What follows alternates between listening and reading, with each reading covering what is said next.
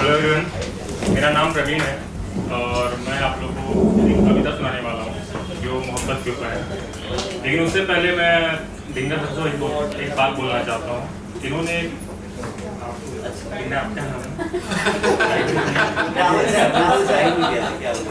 तो आपने एक बहुत अच्छी कविता सुनाई थी बेटियों के ऊपर।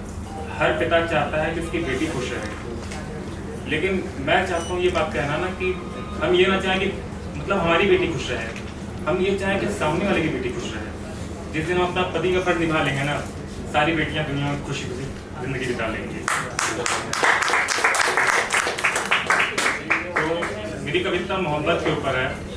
अक्सर ऐसा होता है जब कोई किसी से बेइंतहा प्यार करता है और वो शख्स उसको छोड़कर चला जाए, तो उस बिछड़न के दर्द के बाद वो किसी और से प्यार नहीं कर पाता, वो अपने आप से ही प्यार करने लग जाता है, क्योंकि फिर उसे किसी पे भरोसा नहीं रह जाता। और इसी तरह अपनी प्रेमिका से बिछड़ने के बहुत समय बाद दिल्ली में ही एक रात बैठ के मैं किताब पढ़ रहा था। उस समय किताबों से मुझे मोहब्बत हो गई। किताब पढ़ते पढ़ते अचानक से लाइट चली जाती है। लाइट के जाते ही भाई मेरी बचपन की आदत, मैं मोबाइल निकालता हूँ या फिर जैसे अगरबत्ती बोल रहा हूँ, मोमबत्ती निकाल के हम जलाते हैं और हम परछाई से खेलने लग जाते हैं। वैसे ही परछाई से खेलते खेलते मेरे मन में कुछ विचार आए। उस विचारों को मैंने लिखना स्टार्ट कर दिया और एक कविता तैयार हो गई। उसी कविता को आपके समझ रखने वाला हूँ, तो सुनिएगा। मुझे लगता है कि आपको बहुत पसंद आएगा। इस कविता का शीर्षक है मेरी मोहब्बत। मोहब्बत क्या है?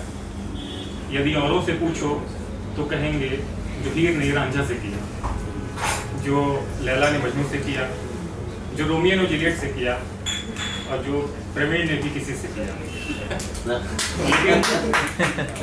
लेकिन यदि मुझसे कोई पूछे तो मैं कहूँगा मेरी मोहब्बत है मेरी परछाई, जिसमें गुस्सा है तो खुशी भी है, जिसमें प्यार है तो नाराजगी भी है।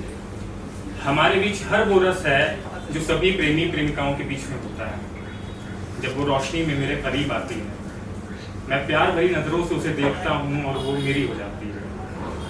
जब वो साथ होती है तो थोड़ी नटखट हो जाती है, कभी मेरे आगे चलती है तो कभी मेरे पीछे चलती है, और कभी तो साथ ही हो जाती है। जब गुस्से में होती है तो बड़ी हो जाती है, और जब खुश होती है तो किसी बच्चे की तरह छोटी हो जाती है। और इन्हीं छोटी मोटी नोक झोंक से वो अपना प्यार जताती है और मुझ पर अपना हक जमाती है।